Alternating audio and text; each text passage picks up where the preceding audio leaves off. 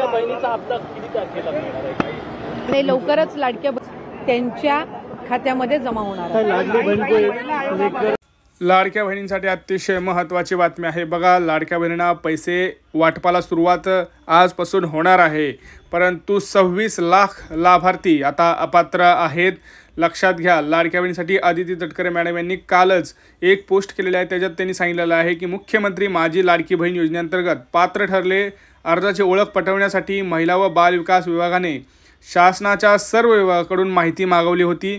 यानुसार माहिती व तंत्रज्ञान विभागाने सुमारे 26 लाख लाभार्थी अपात्र असताना देखील लाडकी बहीण योजनेचा लाभ घेत असल्याची माहिती सादर केलेली आहे। लक्षात घ्या, 26 लाख आता लाडक्या बहिणी अपात्र ठरणार आहेत। यात काही लाभार्थी एकापेक्षा जास्त योजनेचा लाभ घेत असल्याचं, काही कुटुंबामध्ये 2 पेक्षा जास्त लाभार्थी असल्यास तर काही ठिकाणी पुरुषांनी अर्ज केल्याच्या बाबी निदर्शनास आलेल्या आहेत। या माहितीच्या आधारे जून 2025 पासून या 26 लाख लाभार्थ्यांचा तात्पुरता स्वरूपात स्थगित करण्यात आलेला आहे। या व्यतिरिक्त पात्र असलेल्या सुमारे 2.25 कोटी पात्र लाडकी बहीण योजनेच्या लाभार्थ्यांना जून 2025 महिन्याचा सन्मान निधी वितरित करण्यात आलेला होता। आता तोच जुलै महिन्यांना सुद्धा त्याच लाडक्या बहिणींचा आता वाटप होणार आहे। आजपासून त्यांना वाटप सुरू होणार आहे। लक्षात घ्या, 26 लाख लाडक्या बहिणी बाद केलेल्या आहेत।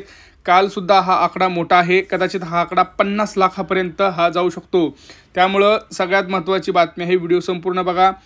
त्यांनी काय सांगितलं आहे, तात्पुरत्या स्वरूपात लाभ स्थगित केलेल्या 26.34 लाख लाभार्थ्यांच्या माहितीची संबंधित जिल्हा अधिकाऱ्यांकडून शहानिशा करून त्यापैकी जे लाभार्थी पात्र ठरतील त्यांचा लाभ शासनातर्फे पुन्हा सुरू करण्यात येणार आहे। लक्षात ठेवा, ज्या लाडक्या बहिणींना असं लाभ बंद केलेला आहे जिल्हा अधिकाऱ्यांकडून, त्यांच्या जिल्ह्यातल्या ज्या लाडक्या बहिणी आहेत त्यांचा पुन्हा एकदा अर्ज पडताळणी करून हे त्यांना पैसे वितरित करण्याचा कार्यक्रम करण्यात येत आहे। शासनाची दिशाभूल करून चुकीच्या पद्धतीने लाभ घेणाऱ्या बनावट लाभार्थ्यावर काय कारवाई करायची याबाबतीत माननीय मुख्यमंत्री देवेंद्र फडणवीस, उपमुख्यमंत्री एकनाथ शिंदे, उपमुख्यमंत्री अजितदादा पवार यांच्यासोबत चर्चा करून योग्य निर्णय शासन स्तरावर घेण्यात येणार आहे। लक्षात घ्या, या ज्या 26 लाख लाडक्या बहिणी आहेत, हा काही एवढाच आकडा नाही, ह्याच्यापेक्षा अजून सुद्धा हा आकडा वाढणार आहे।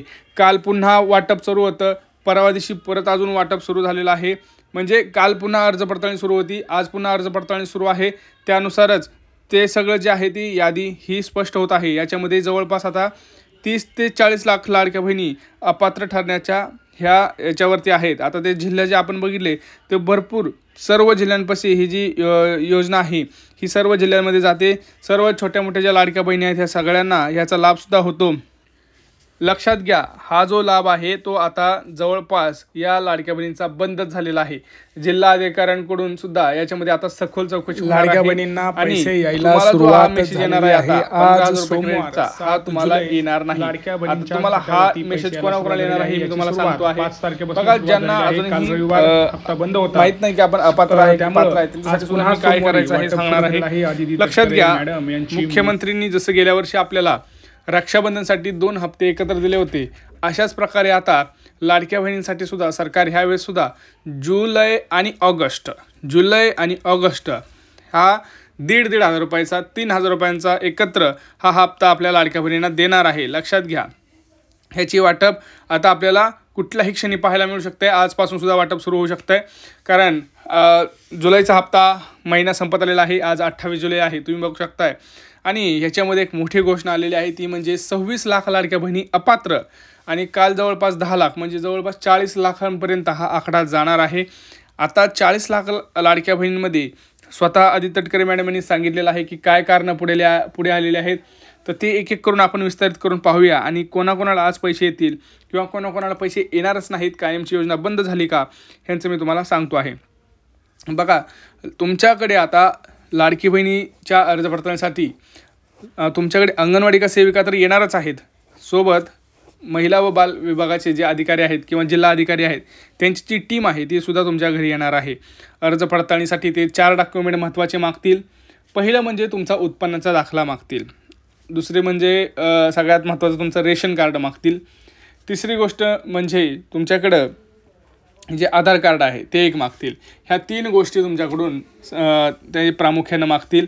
हे डॉक्युमेंट घेऊन गेल्यानंतर त्यांच्याकडे पूर्ण डेटा आहे. लक्षात घ्या, तुम्हाला वाटत असेल आपण खोटे डॉक्युमेंट देऊ असं देऊ, तसं काही नाही. प्रत्येक जिल्ह्यांमध्ये जाऊन ही अर्ज पडताळणी होणार आहे. सुरुवात ही प्रत्येक जिल्ह्यांमध्ये झालेली आहे. पुणे असो, रायगड असो, ठाणे असो, नाशिक असो, सगळीकडे ही वाटप सुरू आहे, अर्ज पडताळणी सुरू आहे. आणि लगेच त्यांचं नाव यादीत सुद्धा टाकता येत आहे. ज्यांचं अर्ज पडताळणी होत आहे त्यांचं नाव टाकलं जात आहे. ज्यांचं बाद झालेलं आहे, आता लक्षात घ्या, बाद झालेल्या लाडक्या बहिणींना ते म्हणतील की आमच्या घरी कोण अर्ज पडताळणी आलंच नव्हतं. लक्षात घ्या, तुमच्या घरी अर्ज पडताळणीला यायची गरज नाही. सरकारकडे ऑनलाईनरित्या सगळा डेटा आहे. सर्व विभागाकडून हे डेटा घेत आहे. तुमच्या घरी न येता तुमची अर्ज पडताळणी करू शकतात हे.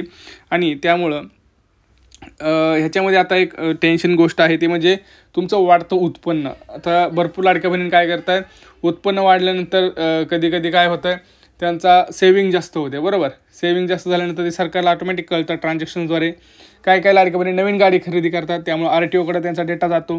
काही लाडक्या बहिणींना जॉब लागतो, मग त्या इन्कम टॅक्स भरतात, तर ह्याचा सुद्धा डेटा त्यांच्याकडे जातो. त्यामुळं सरकारकडे हा डेटा असल्यामुळं तुम्ही काहीच करू शकत नाही. लक्षात घ्या, ज्यांच्याकडे 4 चाकी आहे, ज्यांना नोकरी आहे, ज्यांची सेविंग 3 ते 4 लाख ह्या वर्षात झालेली आहे, अशा लाडक्या बहिणींनो कृपया जर तुम्ही अर्ज पडताळणीला परत गेला तर कदाचित तुमच्यावरच गुन्हा दाखल होऊ शकतो. कारण तुम्ही नियमाबाह्य हे योजनेचा लाभ घेत आहेत असं सुद्धा सरकार तिथं म्हणू शकतं. त्यामुळं बघा, तुम्ही जर खरंच योजनेच्या अटीमध्ये बसत असाल तरच यासाठी तुम्ही पुढे सरसावा. आणि अर्ज पडताळणी जे झाल्यानंतर सुद्धा तुमचं जर नाव आलं नसेल तर तुम्ही हे काम करू शकता. त्यासाठी तुम्हाला महिला व बालविकास अधिकारी यांच्या कार्यालयात स्वतः जायचं आहे, सगळे डॉक्युमेंट घेऊन, आणि त्यांना सांगायचं आहे की बाबा माझं चुकून नाव हे त्याच्यामध्ये नाही आहे, तर माझं सगळं तुम्ही चेक करू शकता आणि माझं नाव पुन्हा एकदा त्याच्यामध्ये ॲड करा. हे सगळं महत्त्वाचं आहे. आता आजपासून हे वाटपसुद्धा होणार आहे. कदाचित तुम्हाला दुपारपासून हे वाटप पाहायला मिळणार आहे. रक्षाबंधननिमित्त हे वाटप आहे. परंतु लक्षात घ्या, जवळपास आता 26 तर डिक्लेअर झालेच आहे, परंतु हा आकडा जवळपास 40 लाखापर्यंत जाईल. आणि ह्या लाडक्या बहिणीचा हप्ता जो आहे तो आता कायम बंद होणार आहे, हे लक्षात ठेवा. ह्याच्यामध्ये आता काही होऊ शकत नाही, कारण जरी अर्ज पडताळणी झाली तरी तुम्हाला कुठं ना कुठं तुम्ही 100% अडकताय, हे तुम्हाला सुद्धा माहिती आहे. त्यामुळे ह्या ज्या 40 लाख लाडक्या बहिणी आहेत, जवळपास अजून आज 2-3 दिवसामध्ये हा आकडा 50 लाखसुद्धा गाठू शकतो. त्यामुळं आता ह्याच्यामध्ये काही होऊ शकत नाही. मी जे सांगितलं आहे तेवढ्या गोष्टी करा, इतर तर तुम्हाला सांगायची काही गरज नाही. आणि हा व्हिडिओ जास्तीत जास्त लाडक्या बहिणींना शेअर करा व्हॉट्सअप ग्रुपवरती. लक्षात घ्या, सरकार याच्यावरती जे नियमाबाह्य लाभ घेत आहे त्यांच्यावर सुद्धा कारवाई करणार आहे. तर ह्यालासुद्धा तुम्ही कुठंतरी विचार करा की जर चुकून आपल्यावर कारवाई झाली तर काय होईल. तर त्यासाठी तुम्हाला आधीच मी सांगतो आहे की हा व्हिडिओ जास्तीत जास्त शेअर करा, किंवा कारण कारवाईसुद्धा होऊ शकते. ह्या सगळ्या गोष्टी आहेत. त्यामुळं पटकन ह्या गोष्टींना थोडंसं हे करा. आज जर आपल्याकडं कदाचित जर वाटप झालं तर चांगलीच गोष्ट आहे. परत बघूया, आपल्याला जर वेळेस असंच होतं की महिन्याच्या एंडला वाटप सुरू होतं,